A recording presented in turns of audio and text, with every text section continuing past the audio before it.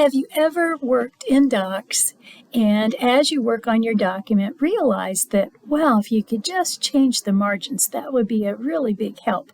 Or maybe the page size, because you might have like an invitation or some sort of odd-sized paper that isn't just the regular old 8.5 by 11, or maybe you want to use really large paper, but you're not sure how to get all of the text that you want to put on that large paper so that it actually works for you.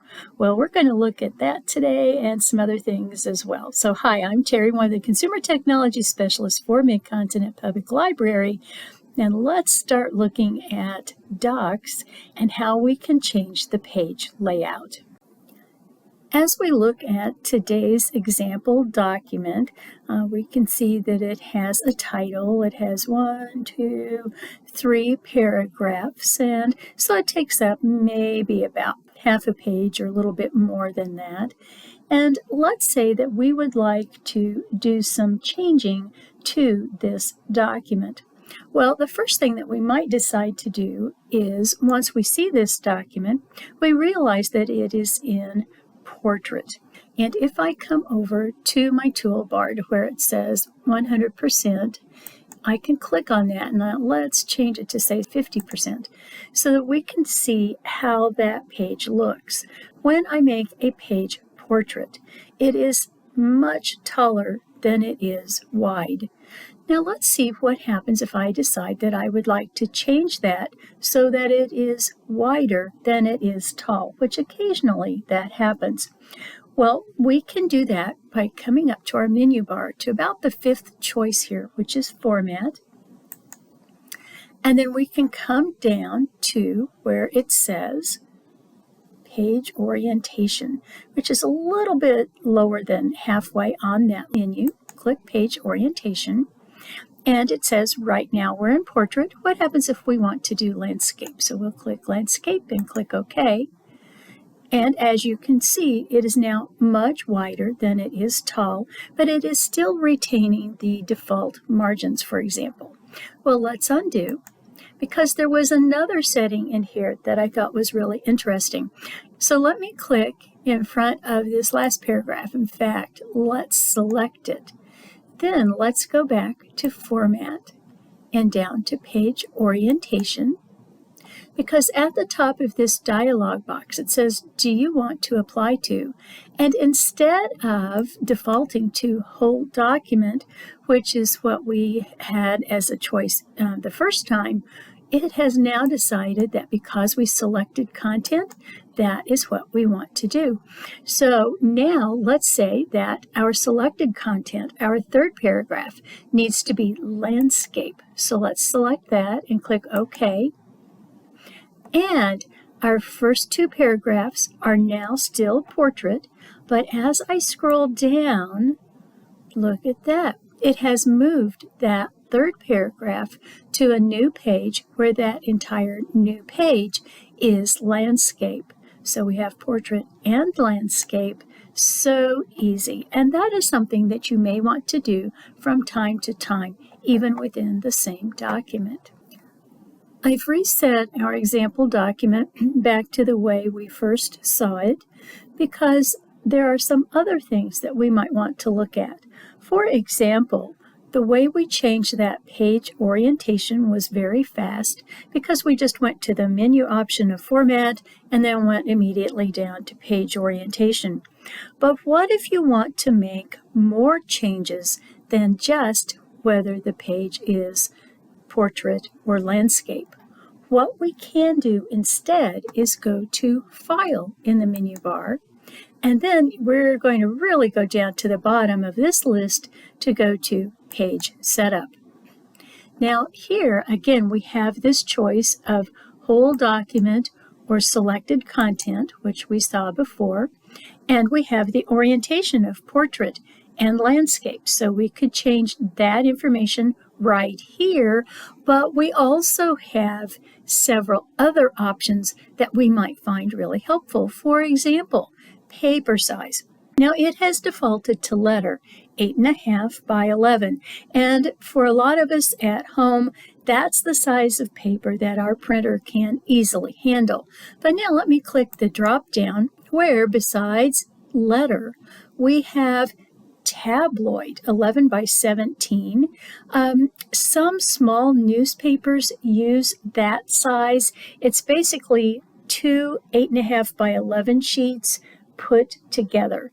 Tabloid can be very helpful in that if you do need to have something that's like two sheets of 8.5 by 11, you can fold that page in half, and you don't have to worry about using staples to in some way bind that kind of document.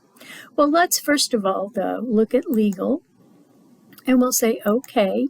Now, it's a little hard to tell from here, so again, I'm going to go up to my toolbar and go down to 50%, just so you can see that, wow, it really does add 3 more inches to the bottom of that page.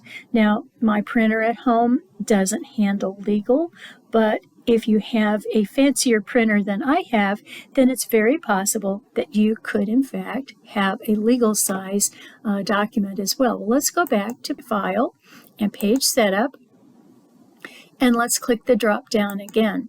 So, statement is basically a half sheet of paper. It's 5.5 by 8.5, so it's like taking that letter size sheet and folding it in half. That, again, could be used for other things besides, say, a statement. It could be used for even invitations. It could be used for little programs of some kind. So that is always a very good size to be able to go to. As I come down, you'll see that some of these page sizes have letters in front of them, A3, A4, A5, B4, and B5. Those are all European sizings of paper. So, for example, if you go to a fancy paper store or you buy a journal, I have a bullet journal, for example, that uses A5 sizing. So if I want to create something that will fit very easily in that journal, I choose A5 and print the page according to that size of paper, and it adds in the margins for me and that kind of thing. Let me, in fact, show you A5 just so you can get an idea of how that looks, and we'll click OK.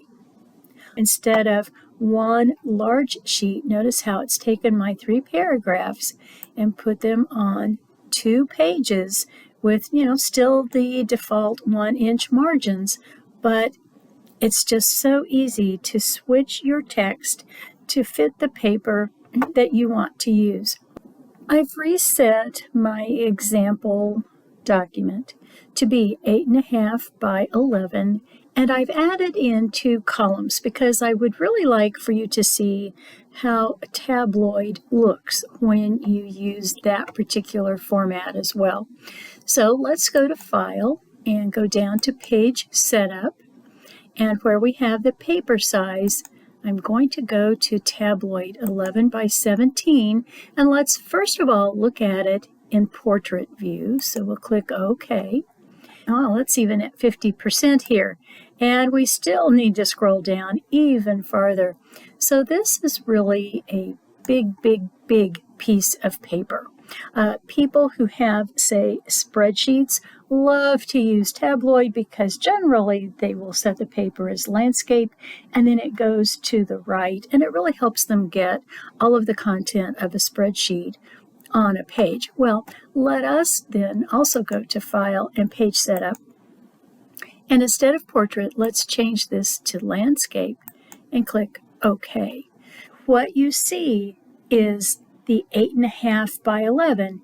Here's our 8.5. Here's the 11. It's just that we have it twice. So here's another 8.5 by 11. This size of paper is still used quite a bit. You may have to look to find it, say, in a regular kind of box store, but it could be exactly what you need depending on what you need to do. Well, let's also then go back to Page Setup here under File, because this in the lower left I find sort of intriguing. Right now it says our page color is, well, white, the default, but instead of buying color paper, it also gives you the option to find colors in this gallery of colors, and choose one of those as your background. Now, if you do this, I'm going to suggest you find something that's very, very light. For one thing, it would be really hard on your printer ink. You would use a lot of it. But let's click OK.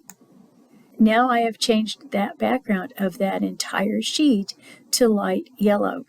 Also notice that when I go to File and Page Setup, that below the page color in the very lower left, I can set this whole thing as the default. So every time I open a new document, it would go to Whole Document, Landscape, Tabloid, Yellow Background. Well, let's at least change this back to Letter and Portrait and click OK. But again, I could set that as a default if that is what I'm going to be doing, say, 95% of the time. Before we leave File and Page Setup, there's one other thing that we want to look at. So let's go to File and Page Setup, because on the right-hand side, we have the margins, and right now they are 1 inch for the top, 1 for the bottom, 1 for the left, and 1 for the right. Lots of times you will probably see me cheating a bit so that I can get more text on a page by changing the margins to, say, the left and the right a ½ inch. Sometimes for the top, I'll make it like 0.75. Or for the bottom, maybe 0.7. And it depends on how much text I have and how I want, of course, the balance of that page to look. You have to be a little careful because your printers are going to have some natural margins that you cannot go past. Sometimes that's like 1/4 of an inch or so, and then you might get a message saying, oh no, your printer can't handle that particular setting. It needs to be a little larger. But let's just click OK.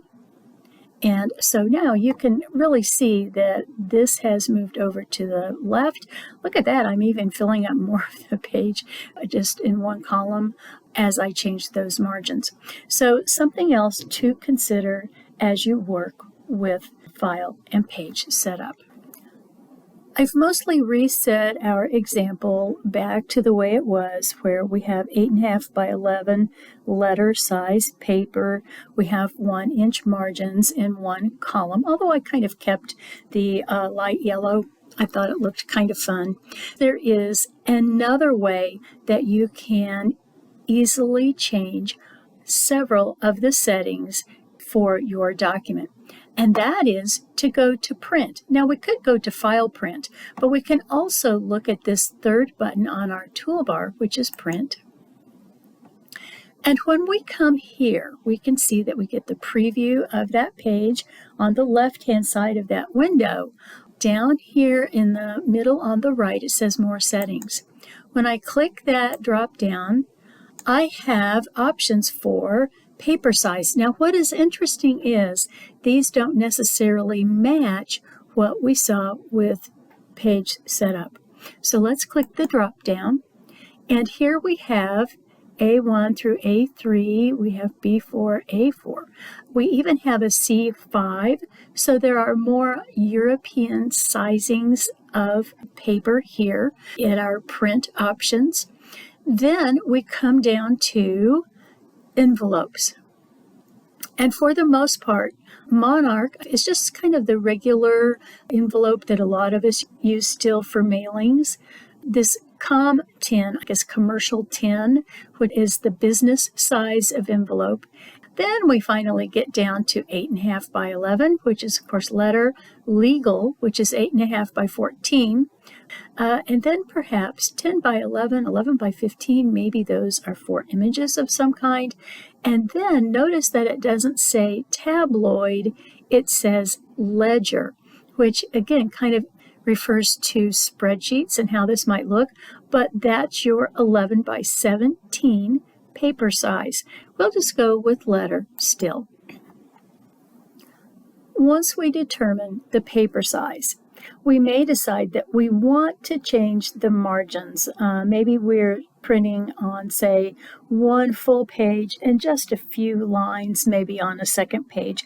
And we think if we adjust the margins, that could put all of our text on one page. Well, It's going to always start with the default, which is 1-inch margins all the way around. If we click on the drop down, let's go with minimum. And in this case, it's kind of interesting because it shows us that that background is now smaller than 8.5 by 11, and it's actually adding in very small minimum margins all around where that color background is. I would guess maybe it's like 0.2 margins. And so we could make minimum margins if we wanted to do that. Well, let's click the drop down one more time because there's also custom.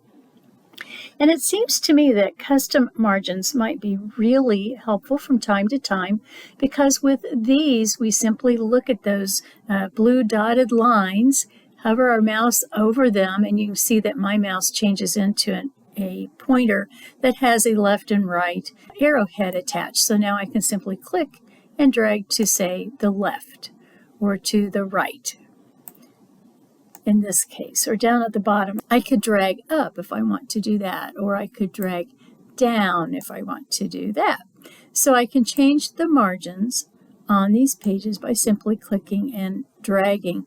And it occurs to me that maybe that is a really easy way to adjust how your text looks on your page. To learn even more, be sure to go to mymcpl.org/online learning, where you'll find such great resources as Universal Class, LinkedIn Learning, and Learning Express Library. You can also find us on Facebook at MCPL 360 or on YouTube in our MCPL MO channel, where you can find our main playlist at MCPL Consumer Technology Resources. We premiere 2 new videos each week on Wednesday and Friday at 1 o'clock. But if you missed the premieres, don't worry, because we always keep our videos on both Facebook and YouTube so that you can come back and watch our videos at your convenience. Hope to see you there.